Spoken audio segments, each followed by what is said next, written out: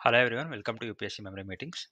నిన్న క్లాస్లో మనము foreign direct investment like IMF and దాని కోటా, ఓకే, రిజర్వ్ ట్రాన్స్పోజిషన్ అంటే సేవింగ్స్ అకౌంట్ దాని నుంచి విత్డ్రా చేసుకుంటే స్పెషల్ డ్రాయింగ్ రైట్స్ అంటామని, ఓకే. సో మొత్తం డిపాజిట్ చేసిందంతా ఇవ్వరని, ఓన్లీ కొంత అమౌంట్ మాత్రమే ఇస్తారని చెప్పి, అది కూడా ఓన్లీ ఐఎంఎఫ్ మెంబర్ కంట్రీస్ మాత్రమే ఉంటుందని చెప్పి డిస్కస్ చేసుకున్నాం కదా. నీరేంటి దానికి క్యాండీస్ ఎగ్జాంపుల్ అవన్నీ డిస్కస్ చేసుకున్నాం కదా. సో ఇవాళ టాపిక్ వచ్చేసి bonds and debentures. Okay, bonds and debentures నేను కొంచెం జూమ్ చేస్తాను సో దట్ అందరు క్లారిటీ కనిపిస్తుంది. Bonds and debentures. Okay, so bond అంటే ఏంటి, డెబెంచర్ అంటే ఏంటి? బాండ్స్ మనందరికీ తెలుసు కదా, సోవరియన్ గోల్డ్ బాండ్. చాలా రకాల బాండ్స్ ఉంటాయి మనకి. Sovereign gold bond, masala bond, okay. Foreign bonds ఉంటాయి, ఆస్ట్రేలియన్ బాండ్ ఉంటుంది, కంగారు బాండ్ ఉంటుంది.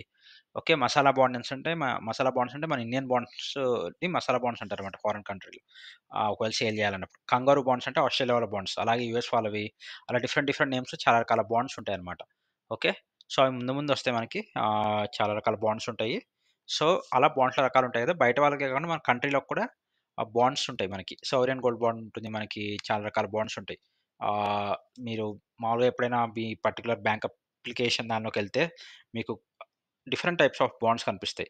అందులో ఒక ఎగ్జాంపుల్ ఏమో మన సోవరియన్ గోల్డ్ బాండ్. అది అందరికీ తెలిసింది కాబట్టి ఇదే ఎగ్జాంపుల్ చెప్తున్నాను. సోవరియన్ గోల్డ్ బాండ్ ఏముంటుంది, మన కాన్సెప్ట్ బాండ్‌ది. ఆహ్, బేసిక్‌గా ఒక బాండ్ ఉంటుంది. దానికో ఫిక్స్డ్ ప్రైస్ ఉంటుంది. ఇన్ని యూనిట్స్ ఆఫ్ ఎన్ఏవి, ఆహ్, గోల్డ్ ఒక ఎన్ఏవి అంటే డిజిటల్ గోల్డ్ కాదు. ఇన్ని యూనిట్స్ ఆఫ్ గోల్డ్ ఎన్ఏవి అనేది మనకి ఎలకోట్ అవుతాయని చెప్పి చెప్తారు ఆ బాండ్ తీసుకుంటే.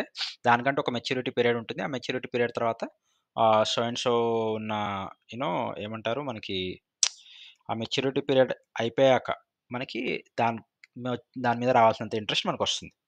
సో ఇది బేసిక్‌గా బాండ్ కాన్సెప్ట్. ఓకే, మనకి మునిసిపల్ బాండ్స్ ఉంటాయి. అంటే మునిసిపల్ బాండ్స్ అంటే మామూలుగా బేసిక్‌గా వీటిని మునిస్ అంటారన్నమాట. డెబ్ట్ సెక్యూరిటీస్ ఉంటాయి చాలా వరకు. ఓకే, ఇవి గవర్నమెంట్ బాండ్స్ బేసిక్‌గా ఏదైనా సరే. మునిసిపాలిటీస్ ప్రొవైడ్ చేసేవి కన్వర్టబుల్ బాండ్స్ ఉంటాయి. అంతెందుకు మనకి రీసెంట్‌గా ఎలక్షన్స్ జరిగినాయి గదా, మనకి 2024లో. అప్పుడు ఎలక్షన్స్ జరిగినప్పుడు గూడా మనకి ఎలక్టోరల్ బాండ్స్ వచ్చినాయి. రైట్, ఎలక్టోరల్ బాండ్స్ కొంటే పడతాయని చెప్పి సుప్రీం కోర్ట్‌లో కేస్ నడిచింది గదా.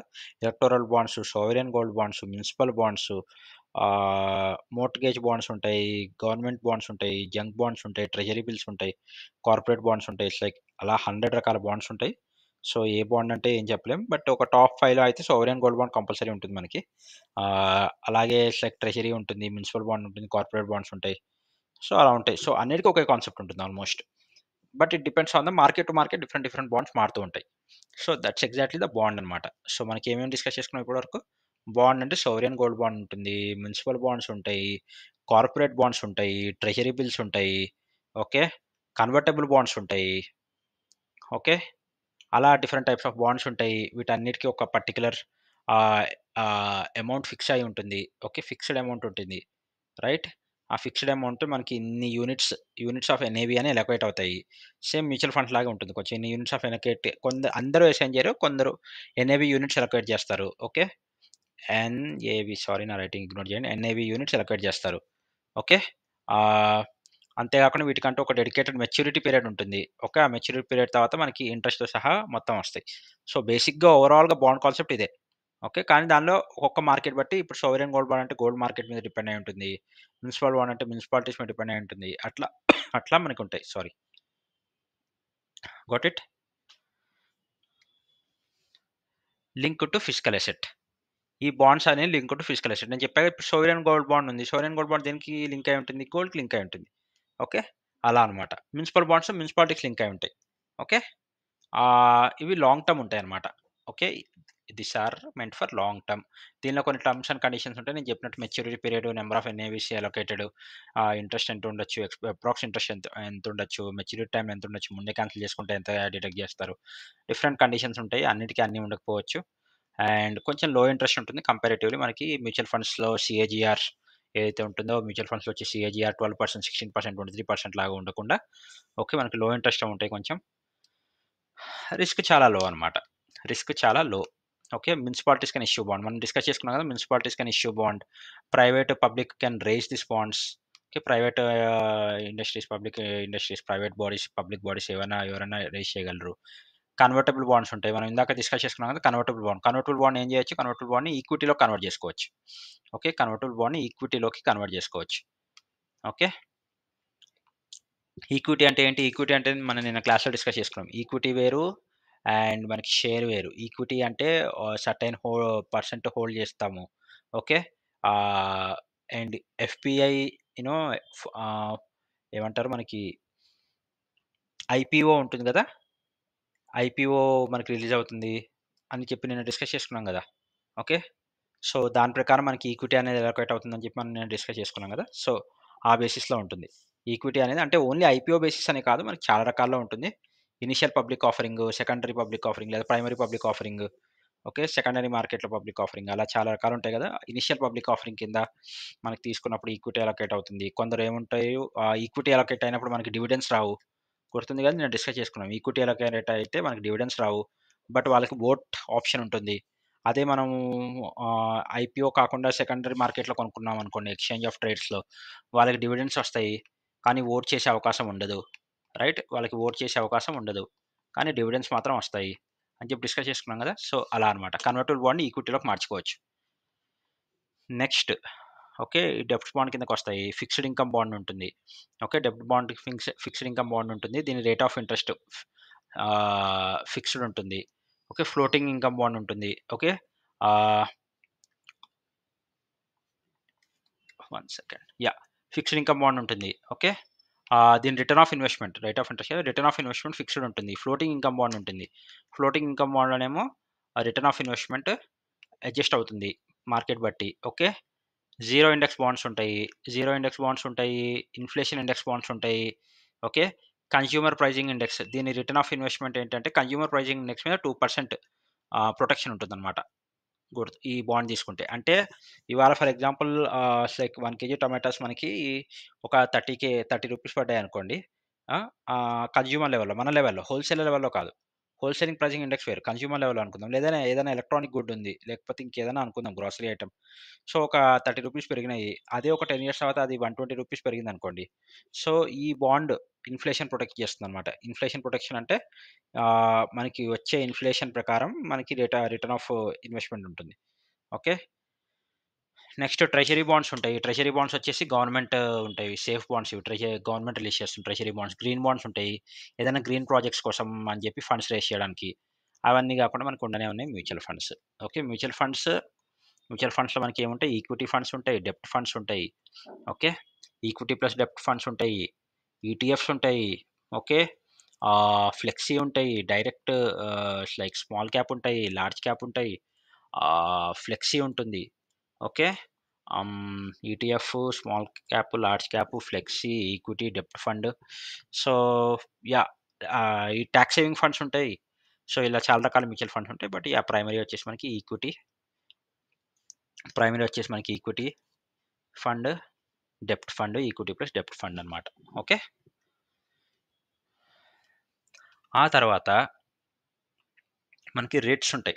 రిట్స్ అంటే రియల్ ఎస్టేట్ ఇన్వెస్ట్‌మెంట్ అన్నమాట ఇది. రిట్ అంటే ఏంటి? Real estate investment. ఇన్విట్స్ అంటే infrastructure investment. Got it? REITs అంటే రియల్ ఎస్టేట్ ఇన్వెస్ట్‌మెంట్. ఇన్విట్స్ అంటే real infrastructure investment. Real estate investment trust. Infrastructure investment trust అలాగే ఉంటుంది. Okay. So, real estate related ఉంటుంది మనకి. సో, రియల్ ఎస్టేట్ రిలేటెడ్ ఏమన్నా ఉంటాయన్నమాట బేసిక్‌గా. ఓకే. ఆహ్, ఫర్ ఎగ్జాంపుల్ ఈ బేసిక్ కంపెనీస్ ఉంటాయి. మనకి అంటే మామూలుగా మిడిల్ క్లాస్ వాళ్ళకి కొంచెం వాళ్ళకంత ఎక్స్‌పోజ్ కాదు గానీ, హయ్యర్ లెవెల్ వాళ్ళకేంటంటే, ఈ రిట్స్ అనేవి కొన్ని కంపెనీస్ ఉంటాయి. వీటిని బేసిక్‌గా ఆపరేట్ చేస్తారు. ఫైనాన్స్ ఇన్‌కమ్ ప్రొడ్యూసింగ్ ఈ రియల్ ఎస్టేట్ ఉంటాయి. ఫైనాన్స్ దాంతో జనరేట్ చేసుకోవచ్చనమాట. దాంట్లో పెట్టుబడులు పెట్టి. మ్యూచువల్ ఫండ్స్ లాగే ఉంటాయి. ఇన్వెస్టర్స్ ఏం చేస్తారంటే మనీ అంతా పూల్ చేసుకుంటారు. పూల్ చేసుకొని ఒక క్యాపిటల్ పెట్టుబడి తయారు చేసి, ఒక పెట్టుబడి తీసుకొచ్చి, ఆ పెట్టుబడిని తీసుకెళ్ళి రియల్ ఎస్టేట్‌లో పెడతారనమాట. ఓకే. వాళ్ళేం మేనేజ్ చేయరు ఆ ప్రాపర్టీని. సో, ఈ రిట్ కంపెనీస్ ఏం చేస్తాయి మేనేజ్ చేసి ప్రాఫిట్స్‌నిస్తాయి. ఎగ్జాంపుల్ ఇప్పుడు ఏదైనా కమర్షియల్ స్పేసెస్‌లో, షాపింగ్ మాల్స్‌లో, అపార్ట్మెంట్స్, హోటల్స్‌లో కట్టిస్తే ఇది రియల్ ఎస్టేట్ ఇన్వెస్ట్‌మెంట్ అనమాట. ఓకే. సో, ఆ తర్వాత వీళ్ళేం చేస్తారు, రీట్స్ ఏం చేస్తారు, రియల్ ఎస్టేట్ ఇన్వెస్టింగ్ కంపెనీస్ షేర్స్‌ని సెల్ చేసి ఓకే. షేర్స్‌ని ఇన్వెస్టర్స్ సెల్ చేసేస్తాయి. సెల్ చేసి ఆ వచ్చిన క్యాపిటల్‌తో మళ్ళీ వేరే వాటిలో ఇన్వెస్ట్ చేస్తాయి. ఓకే. సో, బేసిక్‌గా ఈ రీట్ కంపెనీస్ ఏం చేస్తాయంటే, ఇప్పుడు ఎవరైతే రీట్ కంపెనీలో ఒక క్యాపిటల్ ఇప్పుడు ఏ, బి, సి అనే ముగ్గురు కలిసి మనీని కలెక్ట్ చేసి, వాళ్ళ క్యాపిటల్‌ని కలెక్ట్ చేసి, పెట్టుబడిని కలెక్ట్ చేసి రీట్ కంపెనీస్‌కిచ్చారు. రీట్ కంపెనీస్ ఏం చేస్తారు, అది తీసుకెళ్ళి షాపింగ్ మాలో, బిల్డింగో, అపార్ట్మెంట్‌లో, హోటలో, వేర్ హౌసెసో దేనిలోనో ఇన్వెస్ట్ చేస్తారనమాట. అంటే వాటి కన్‌స్ట్రక్షన్‌లోనో, వాడికి ఎవరైనా అది కన్‌స్ట్రక్ట్ చేసినప్పుడు మధ్యలో ఆగిపోతే వాటికి హెల్ప్ చేయడం అలా అలా కొత్త షేర్స్ వస్తాయి వాళ్ళకి ఇన్ రిటర్న్ దానిలో నుంచి. ఓకే. ఆ షేర్స్ ద్వారా వచ్చే ఇన్‌కమ్ ఏదైతే ఉంటుందో, అది maybe it's like a tenant type of income వాళ్ళకేదైతే వస్తుందో, ఆ రెంటల్ ఇన్‌కమ్ ఏదైతే వస్తుందో, అదైతే అది సర్టెన్ పర్సెంటేజ్ ఎవరైతే షేర్ హోల్డర్స్ పెట్టారో, క్యాపిటల్ తీసుకొచ్చారో రీట్ కంపెనీకి వాళ్ళకి కూడా ఇవ్వాల్సొస్తుంది. సో, ఇది బేసిక్‌గా కొంచెం హైయర్ లెవెల్‌లో జరుగుతుంది. Like middle class, upper middle class వాళ్ళకి ఎక్కువ ఐడియా ఉండదు.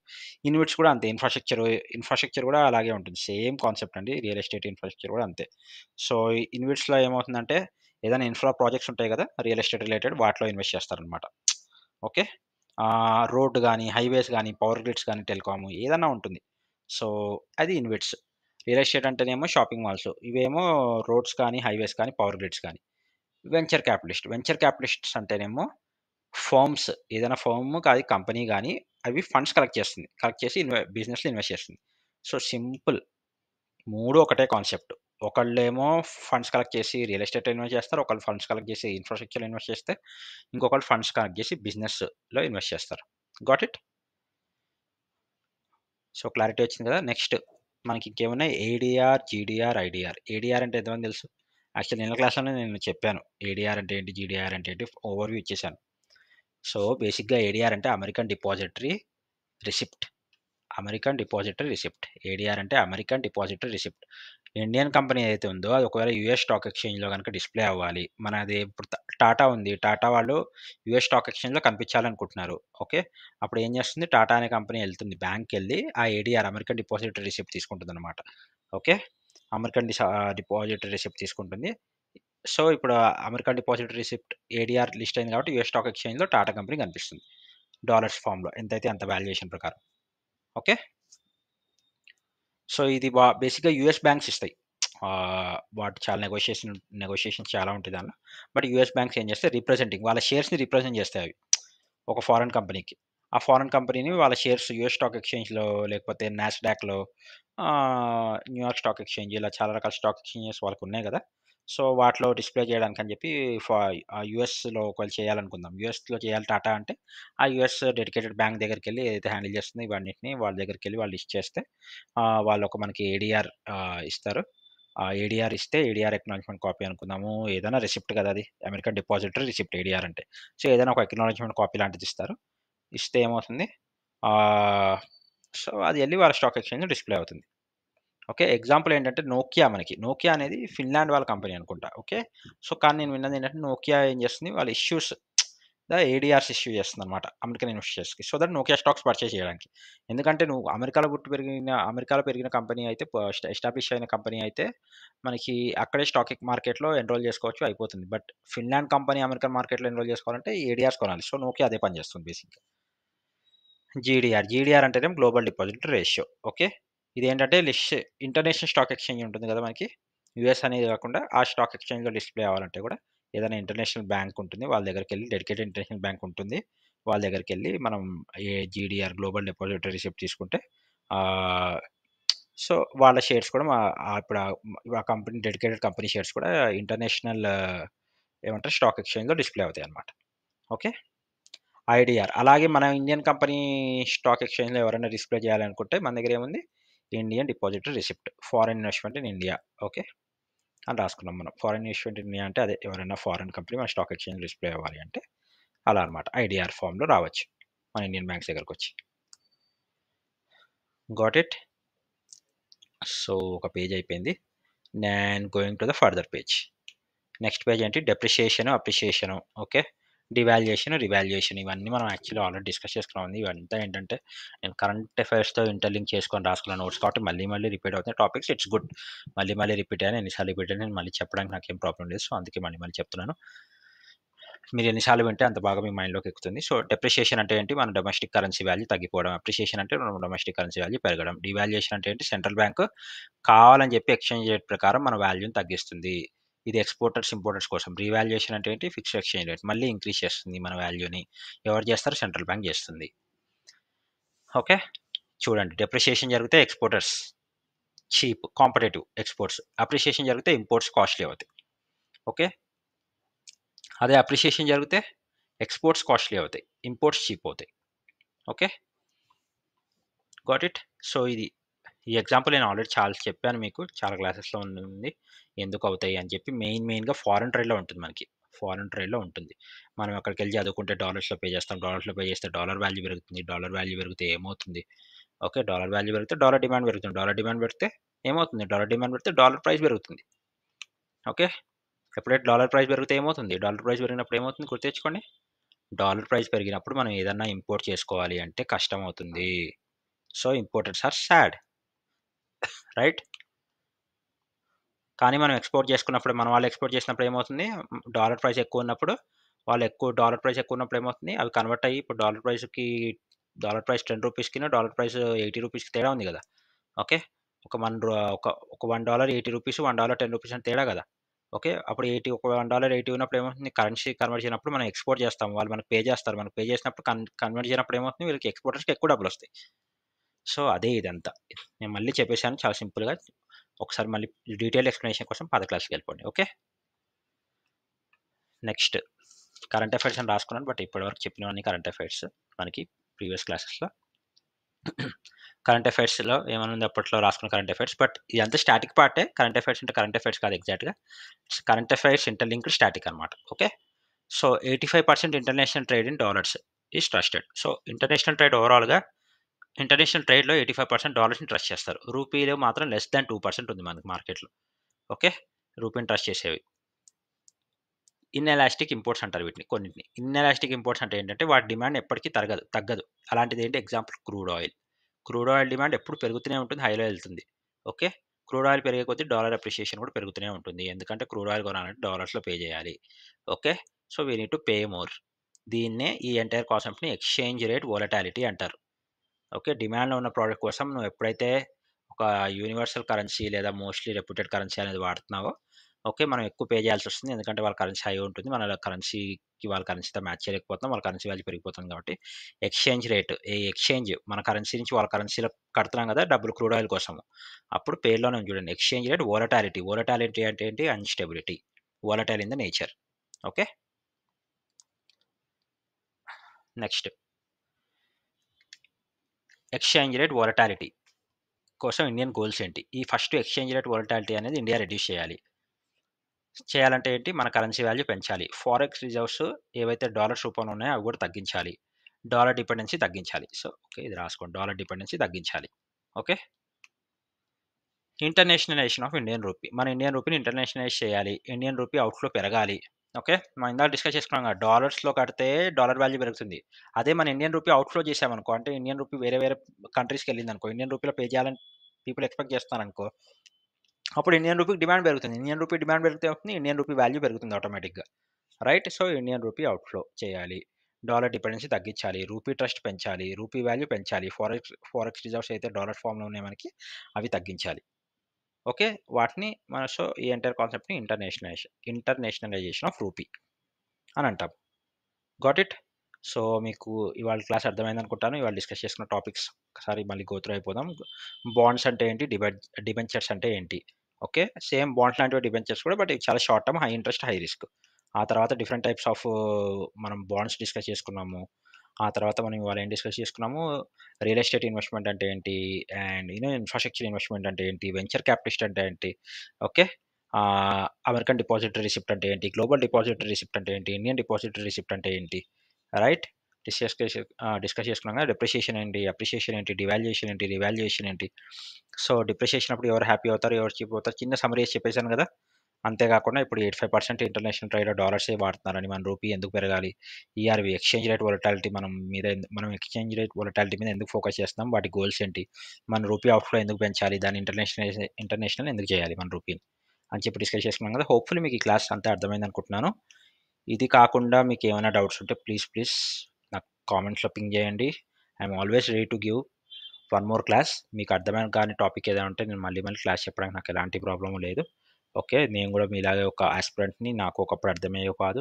బట్ మల్టిపుల్ వీడియోస్ రిఫర్ చేశాను. మల్టిపుల్ నోట్స్‌లో మల్టిపుల్ సోర్సెస్ రిఫర్ చేసి నేను రాసుకున్న నోట్స్ ఇది. చాలా సింపుల్ ఫార్మ్‌లో రాసుకున్నాను. ఎవరికైనా పీడీఎఫ్ కావాలంటే కూడా కామెంట్ చేయండి. నేను పీడీఎఫ్ పంపిస్తాను. ఓకేనా? అండ్ దయచేసి మర్చిపోకండి షేర్ చేయండి, లైక్ చేయండి, సబ్స్క్రైబ్ చేయండి. ఎగ్జామ్ దగ్గర పడుతుంది. ఎంతమందికి షేర్ అయ్యి, ఎంతమంది వీడియోస్ ఎన్ని సార్లు చూస్తే అంత తొందరగా ఎకనామిక్ కాన్సెప్ట్స్ మైండ్‌లోకెళ్తే అంత తొందరగా మనం ఎకనామీని అటెంప్ట్ చేయడానికి ఎకనామిక్ ఫియర్ అనేది పోతుంది అందరికి. ఓకేనా? Thank you everyone. Have a great day. By.